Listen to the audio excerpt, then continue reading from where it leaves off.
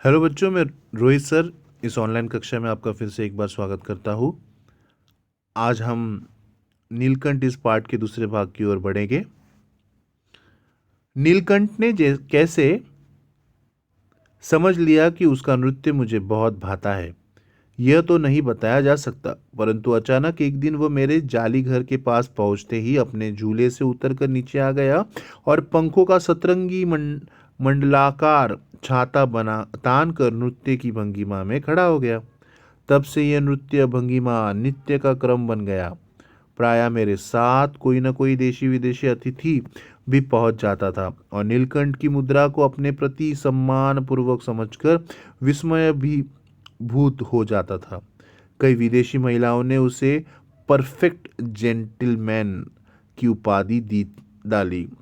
जिस नुकीली पैनी चोट से वह भयंकर विषधर को खंड खंड कर सकता था, उसी से मेरी हथेली पर रखे हुए भुने चने ऐसे कोमलता से हौले हौले उठाकर खाता था कि हंसी भी आती थी और विस्मय भी होता था। फलों के वृक्षों से अधिक उसे पुष्पित और फल पल्लवित वृक्ष भाते थे। तो मतलब यहाँ पर हम देखते हैं जो नीलकंठ है वो जब लेखक वहाँ पर आते थे तो अपने पंखों को छाते के जैसे फैलाकर वो उनके सामने नाचने की भंगिमा मतलब पोस्चर में खड़ा हो जाता था। और जब विदेशी लोग उसको लेखक के घर पे आते थे तो वो बहुत खुश होते थे उसे देख के। जो औरतें आती थी वो कहती थी कि ये परफेक्ट जेंटलमैन है। और फिर लेखक यही कह रहे हैं कि नीलकंठ को पता था कि चोंच का जो इस्तेमाल है वो कब कैसे करना है। तो वो जो सांप को उसने दो भाग में तोड़ दिया था, उसी चोंच से वो लेखक के हाथों में रखे हुए भुने हुए चने जो है वो आराम से उठाता था। वो जानता था कि अगर वो जोर से करेगा तो लेखक के हाथों को लगेगा। और दूसरी चीज़ यहाँ पर बताई गई है कि जो नीलकंठ है उसे फल के वृक्षों से ज़्यादा लगता था। कौन से वृक्ष लगते थे? जो पुष्पित पुष्पित मतलब जहाँ पे फूल आए हुए फल जो है, ऐसे फूल आए हुए पेड़ जो है उनको ऐसे उसको ऐसे पेड़ पसंद थे। वसंत में जब आम के वृक्ष सुनहली मंजरियों से लद जाते थे, अशोक नए लाल पल्लवों से ढक जाता था, तब जाली घर में वह इतना अस्थिर हो उठता था कि उसे बाहर छोड़ देना पड़ता। मतलब जब वो देखता था कि आम के फल आ चुके हैं तो वो इतना खुश होता था कि उसको उस जाली घर से छोड़कर बाहर निकालना पड़ता था। नीलकंठ और राधा की सबसे प्रिय ऋतु तो वर्षा ही थी। मेघों के उमड़ आने से पहले ही वे हवा में उसकी सजल्लाहट पा लेते थे और तब उनकी मंद केका की गुंज अनुगुंज तीव्र से तीव्रता होकर होती हुई मानो बूंदों के उतरने के लिए सोपान पंक्ति बनने लगती थी। मेघ के गर्जन के ताल पर ही उसके तन्मय नृत्य का आरंभ होता और फिर मेघ जितना अधिक गरजता, बिजली जितनी अधिक चमकती, बूंदों की रिमझिमाहट जितनी तीव्र होती जाती, नीलकंठ के नृत्य का वेग उतना ही अधिक बढ़ता जाता और उसकी केका का स्वर उतना ही मंद्र होता जाता। वर्षा के थम जाने पर वह दाहिने पंजे पर दाहिना पंख और पर बायां पंख फैलाकर सूखा था। कभी कभी वे दोनों एक दूसरे के पंखों से टपकने वाले बूंदों को चोट से पी पी कर पंखों का गीलापन दूर करते रहते। इस पर आनंदोत्सव की रागिनी में बेमल स्वर कैसे बज उठा, यह भी एक करुण कथा है।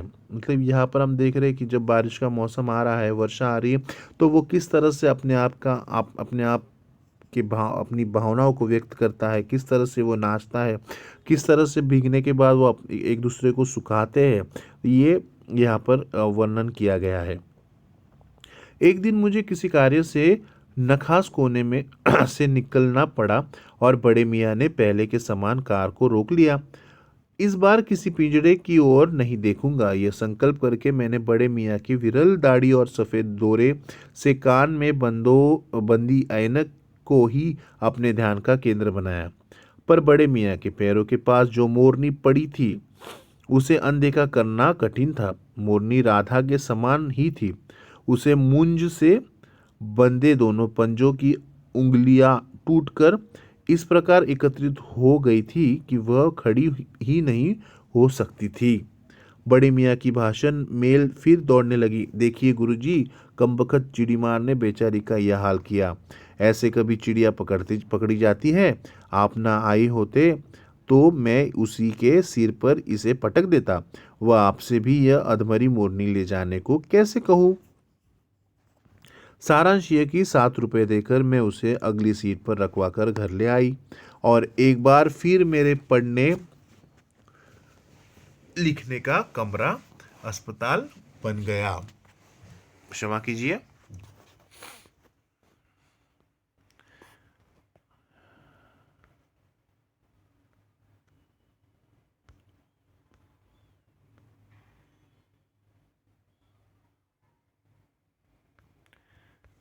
कहाँ गया।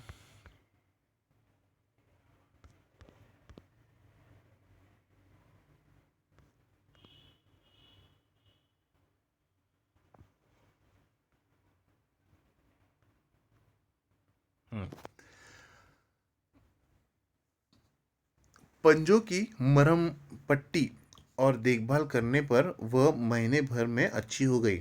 उंगलियां वैसे ही टेढ़ी मेढ़ी रह गई, परंतु वह ठूठ जैसे पंजों पर डगमगाती हुई चलने लगी। तब उसे जाली घर में पहुंचाया गया और नाम रखा गया कुब्जा। नाम के अनुरूप वह स्वस्थ से भी कुब्जा ही प्रमाणित हुई।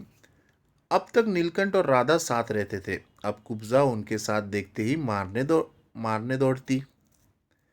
चोट से मार मार कर उसने राधा की कलगी नोच डाली, पंख नोच डाले। कठिनाई यह थी कि नीलकंठ उससे दूर भागता था और वह उसके साथ रहना चाहती थी।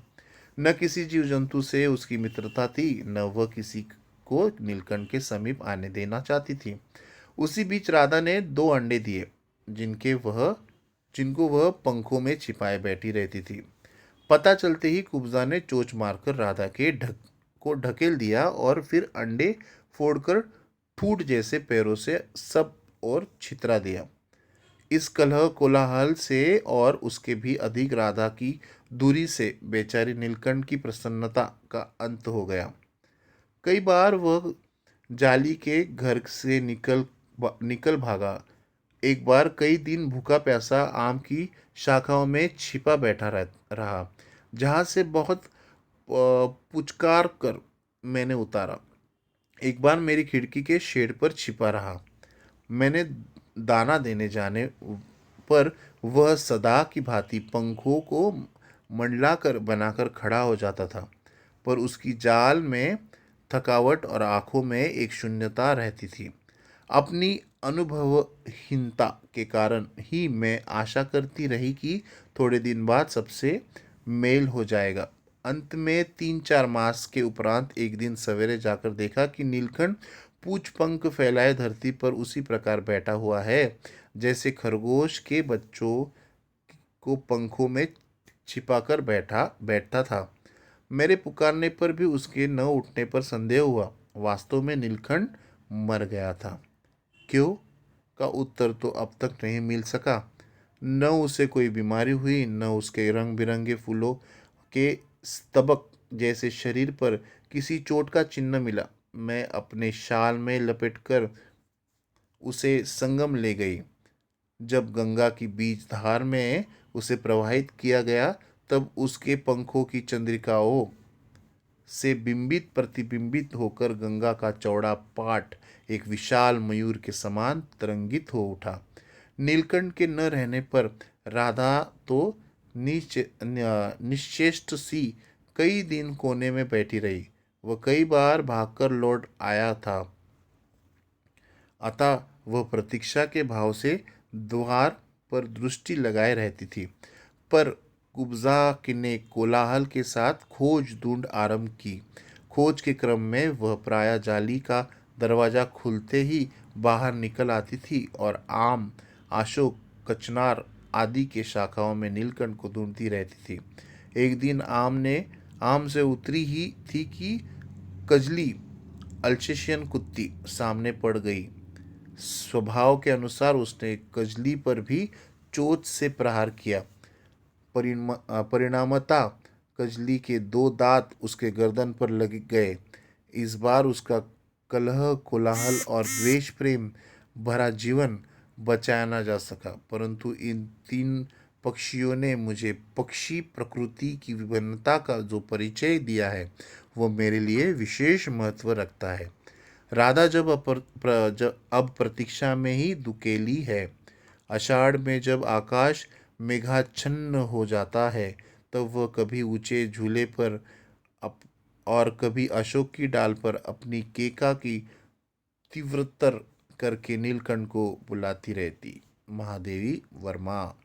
तो आपने देखा कि लेखिका महादेवी वर्मा ने नीलकंठ के बारे में वर्णन किया गया है कि नीलकंठ किस तरह से छोटे पक्षी से बड़ा पक्षी हो चुका है, और फिर किस तरह से उसने बाकी प्राणियों के साथ अपना नाता बनाया है, रिश्ता बनाया है, किस तरह से वो उनको बचाता है, और किस तरह से वो अपने पंखों को फैलाकर आनंद व्यक्त करता है बारिश के मौसम में, वर्षा के ऋतु में। किस तरह से उसकी और राधा की दोस्ती हो चुकी है, और किस तरह से जो नया पक्षी पक्षी मोरनी आ जाती है, उसकी वजह से उनका घर किस तरह से टूट जाता है, और उस दुख में वो किस तरह से मौत मर जाता है। ये सारी घटनाएं है इस पार्ट में व्यक्त की गई है। तो जैसे कि हम इंसानों का रिश्ता होता है, प्यार होता है, मोहब्बत होती है, उसी तरह से मोर जानवरों के जीवन में, पक्षियों के जीवन में भी प्यार होता है, भावनाएं होती है। इसे इंसानों को समझना ज़रूरी है। धन्यवाद।